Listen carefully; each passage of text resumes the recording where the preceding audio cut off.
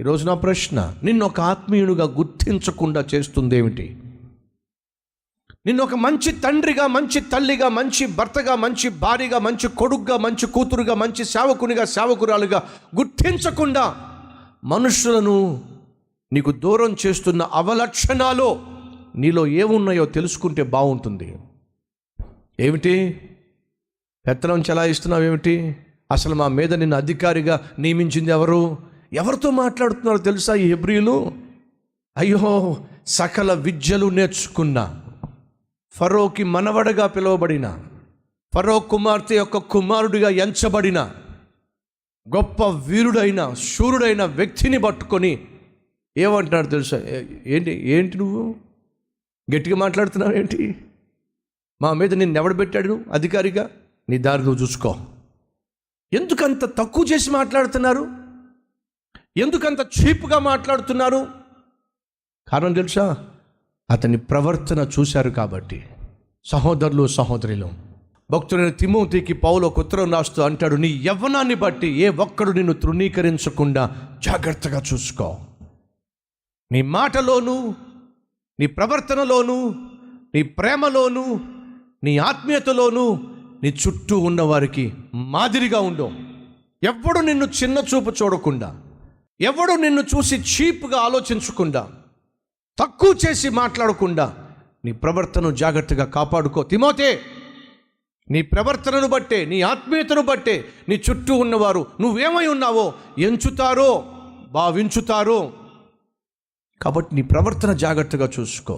మోషే లాంటి ఒక యుద్ధ వీరుణ్ణి అన్నీ నేర్చినటువంటి ఒక వ్యక్తిని పట్టుకొని ఏమిటి మా మీద నిన్నెవడు తీర్పరగా పెట్టాడు?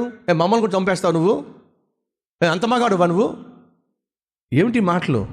ఎందుకంత చీప్గా మాట్లాడుతున్నారు? కారణం తెలుసా? తన కోపము, తన ఆవేశము మోషేను చీప్ చేసి పడేసింది. సహోదరులు, సహోదరులు, ప్రభు పేరట మనం చేస్తున్నాను, చీప్ కాకండి. మీ స్థలాల్లో, మీ పనులలో, మీ పొలాల్లో, మీ పరిచర్యల్లో చీప్ కాకండి. సాధారణమైన ఇద్దరు కొట్టుకునే వాళ్ళకి ఏముంది విలువ చెప్పండి? అలా కొట్టుకునే వాళ్ళు తన జీవితాన్ని, తనకున్న భవిష్యత్ అంతటిని పణంగా పెట్టి దేవుని చిత్తానుసారంగా ఏదో చేయాలి ప్రజలకు అని చెప్పి ముందుకు వచ్చిన వాడిని చూసి ఎంత చీప్గా మాట్లాడుతున్నారో చూడండి. ఎందుకు అలా జరిగిందో తెలుసా? నెంబర్ 1, మోషే కొంతకాలం దేవుని దగ్గరకు వచ్చి సమయం గడపాల్సింది. మోషేకి కంపాషన్ ఉంది కానీ దేవుని యొక్క కమాండ్ లేదు. అంటే అర్థం తెలుసా? మోషేకి తన ప్రజల పట్ల భారం ఉంది కానీ, బాధ్యత ఉంది కానీ, వారి పట్ల జాలి ఉంది కానీ, వాళ్ళని ఎలా విడిపించాలో అనేటటువంటి దేవుని ప్రణాళిక ఇంకా మోషేకి ఇవ్వబడలా. తొందరపడ్డాడు. సేవ చేయాలి అని ఆశ ఉంటే సరిపోదు, దానికి తర్ఫీదు కావాలి, మోకాళ్ళ తర్ఫీదు కావాలి, దేవుని యొక్క సన్నిధిలో తర్ఫీదు కావాలి, దేవుని చిత్తాన్ని తెలుసుకునేటటువంటి సమయం కావాలి.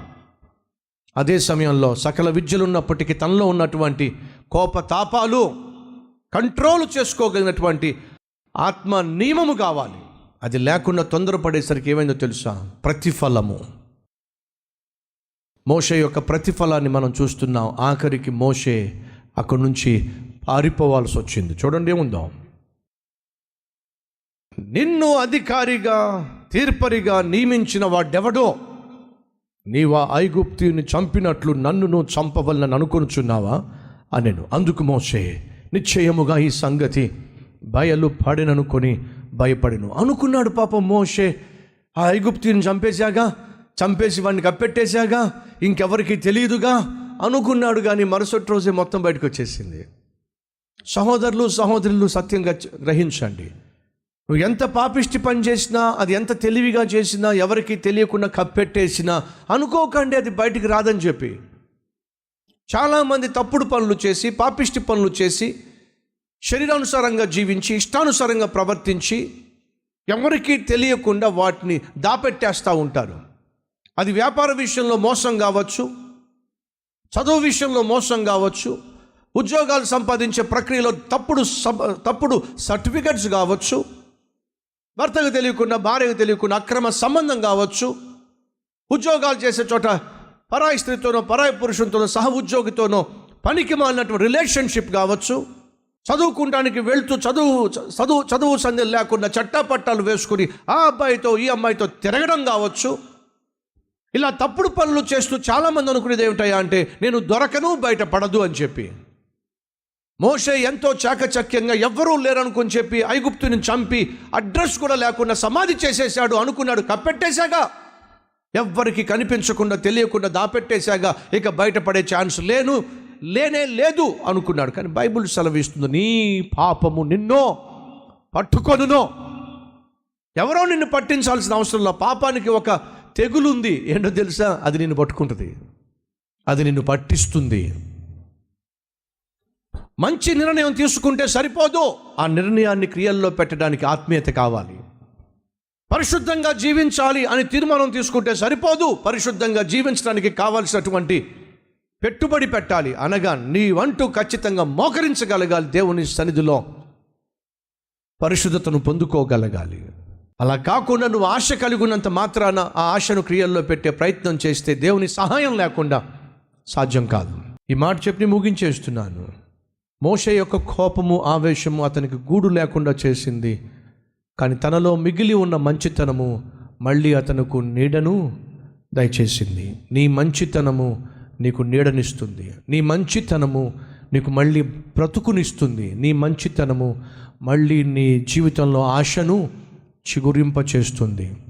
కాబట్టి దేవుని బిడ్డగా మంచితనాన్ని విడిచిపెట్టద్దు.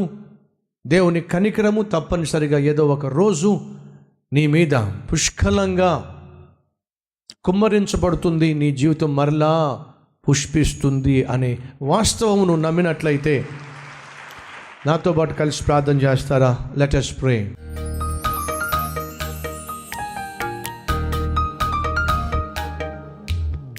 పరిశుద్ధుడైన తండ్రి, మోషే ఎంత అద్భుతమైన నిర్ణయం తీసుకున్నాడో, కానీ తీసుకున్న నిర్ణయాన్ని క్రియల్లో పెట్టకుండా తన ఆవేశము, తన కోపము అయ్యా అర్ధంతరంగా తనను అనాథగా చేసి పడేసింది. ఎంత దారుణం నాయన. నీ చిత్తం ఏమిటో, నీ ఉద్దేశం ఏమిటో, నీ ప్రణాళిక ఏమిటో కనుక్కోకుండానే తన ఖండ బలముతో, బుద్ధి బలముతో ఇశ్రాయేలులను విడిపించాలని ప్రయత్నం చేసి ఎంత తప్పు చేశాడు నాయన.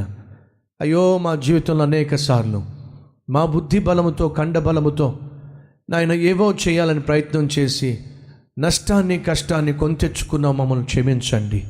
ఎంత చదివితే ఏం లాభం, ఎంత జీతం వస్తే ఏం లాభం, ఎంత అందం ఉంటే ఏం లాభం, ఎంత ఆస్తి ఉంటే ఏం లాభం, మనసును స్వాధీనపరచుకోలేని, నోటిని ఆధీనంలో ఉంచుకోలేని అయ్యా దౌర్భాగ్యమైన జీవితం మాకేమున్నా వాటిని అనుభవించకుండా చేస్తుంది, అనాథగా మారుస్తుంది. మోషే ఎలాంటి వాడికే తప్పలేదు ఈ తిప్పలు. మేము ఎలా తప్పించుకుంటాం?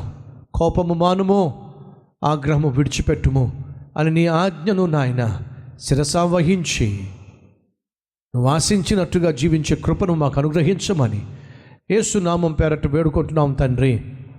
ఆమెన్.